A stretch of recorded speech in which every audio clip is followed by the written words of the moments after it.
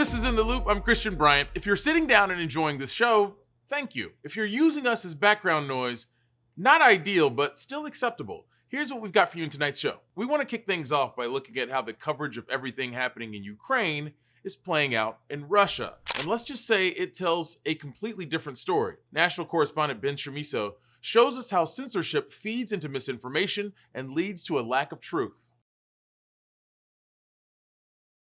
A state TV employee interrupting Russia's most watched news show on Monday. Her sign saying "No war, don't believe the propaganda, they're lying to you here." The protester was swiftly detained and fined, but her act of defiance is going viral outside and inside Russia, despite the Kremlin's ramped-up censorship efforts. I'm not completely surprised, given the fact that every second family in Russia has some relatives in Ukraine, and this woman, she has her family in Ukraine. Earlier this month, Russian President Vladimir Putin signed a law criminalizing any dissent or independent reporting about the war, with up to 15 years in prison for those who disobey. The level of both censorship and propaganda that we're currently seeing in Russia is unprecedented. It's now a crime in Russia to call the war a war. The Kremlin and state media call it a special military operation. Тут у меня вопрос. А спецоперация, это как понимать? Это когда цели ведут к миру. Мы не атакуем жилых домов, мы не бьем по мирным гражданам, мы принуждаем к миру Украину. To see so many people believe that Ukraine is a country run by Nazis, it's terrifying.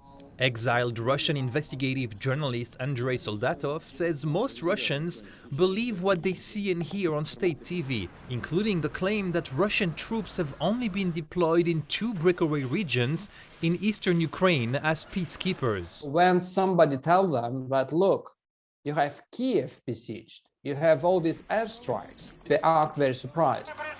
Since Russia's invasion of Ukraine and the ensuing protests at home, the Kremlin has moved to block a growing number of websites. On the list, Twitter, Facebook, Instagram, BBC News, Voice of America, and nearly all independent Russian news outlets. All the newsrooms, all the journalists, all the independent Russian journalists have mostly left the country or have been forced to shut down. Still, as highlighted by the protest on live TV, the Kremlin's grip on information is not absolute. There is a way to get around the official Kremlin's line if you are making an effort to do so. That's mostly through virtual private networks or VPNs that allow Russians to access blocked sites. So far, Russia has had limited success in shutting them down, and they've been gaining in popularity since the beginning of the war. Researchers at top10vpn.com have found that demand for VPNs in Russia has increased by nearly 2,700% in recent days. Voice of America says it's receiving 40% of its Russian traffic through users with a VPN. The people who are going to go online to get their news will continue to do that. However, the reality is that's a minority of people. Also, the crackdown could intensify, with Russia now considering labeling Facebook an extremist organization and reportedly stopping people on the street to check their smartphones. And if you have this icon of Facebook on your smartphone, you can be accused of supporting an extremist organization. Soldatov and Natalia Antelava say now more than ever Western journalists need to keep informing Russians about what's really happening in Ukraine. I was born in the Soviet Union, and my early childhood memories are of my mother glued to shortwave radio, listening to the BBC and listening to Radio Liberty. Even if it's very few who listen and who get hold of that information is invaluable. Ben Shamiso, Newsy. The woman who Ben mentioned at the beginning of this piece, the woman who interrupted a Russian broadcast earlier this week, was questioned by authorities for 14 hours. She pleaded not guilty to the charge of organizing an unauthorized public event. Since Russia passed what's known as the fake news law, concerns about the law's reach have started to spill over onto social media sites. Both Facebook and Instagram have been banned in the country. The head of Instagram said the move cut off 80 million Russians from each other and the rest of the world on its platform. The decision came after Meta, the parent company of both IG and Facebook, decided to allow posts calling for violence against Russian soldiers. Earlier this month, TikTok also suspended users' ability to post new content and live streams in Russia. It's worth noting, though, TikTok is one of the few remaining social media sites that is still accessible in the country. On Wednesday, Ukrainian President Volodymyr Zelenskyy asked congressional lawmakers for more help in a video address. У найчорніші часи для нашої держави і для всієї Європи я закликаю вас до більшого. One of the things he really pushed for was help from the US to enforce a no-fly zone in Ukraine. But while US lawmakers on both sides of the aisle are eager to find other ways to help Ukraine, there wasn't much enthusiasm for granting that. As we've covered before, imposing a no-fly zone is complicated, and the biggest concern remains how it would escalate things with Russia if NATO countries stepped in to enforce that. On Wednesday, Biden signed a government funding bill that includes more than $13.6 billion in aid for Ukraine. As the Russian attacks on Ukraine continue, Lviv has become a key stop for people hoping to make it out of the country safely. And that's where we find Newsy correspondent Jason Bellini. Jason, you've been giving us updates as this conflict has been ongoing. Can you talk to us a little bit about what things are like on the ground there right now? Hey, Christian. Well, there's a really restless feeling in this city, and people are on edge. For one thing, there are sirens that are blaring sometimes in the middle of the night, as happened last night and the nights before, reminding them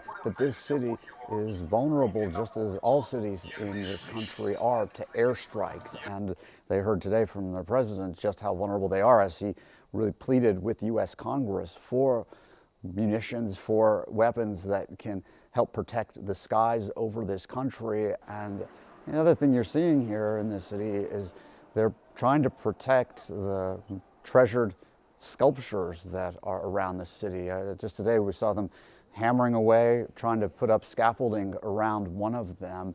They're also looking at what's happening in other parts of the country in absolute horror, because unspeakable things are happening, particularly in Mariupol, the port city of 400,000 people.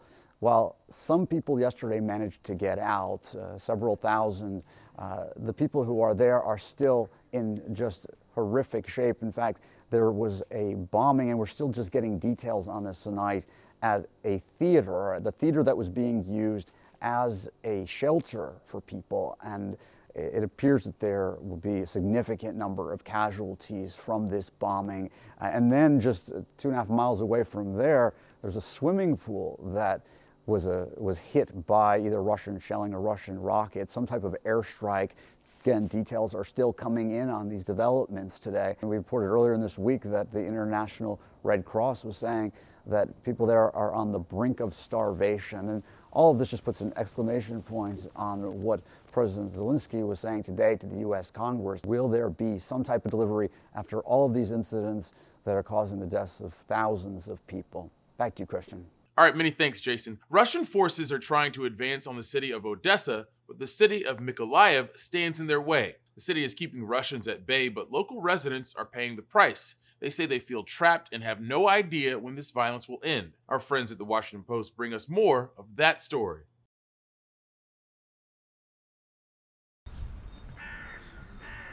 В городе нас бомбят, в городе ситуация спокойная.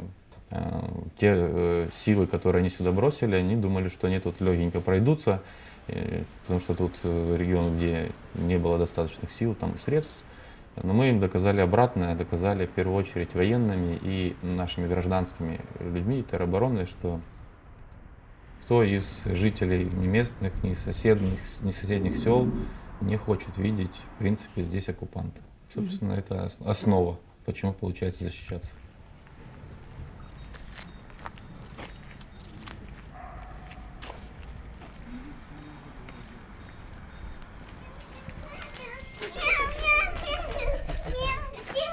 Красиво, красиво, очень красиво. Да блин. Все, Диана, надо уже журналистов отпускать. Им надо идти работать еще, зайчик. Все, спасибо.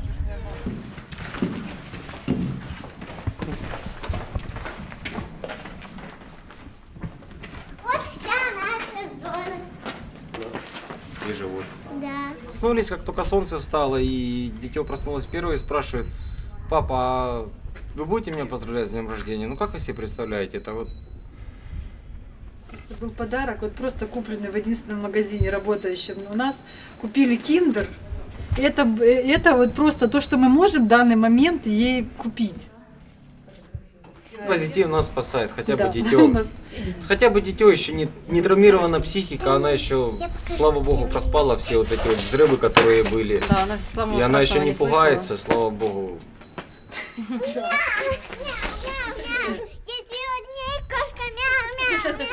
И мы очень надеемся, что она и дальше не будет пугаться и будет.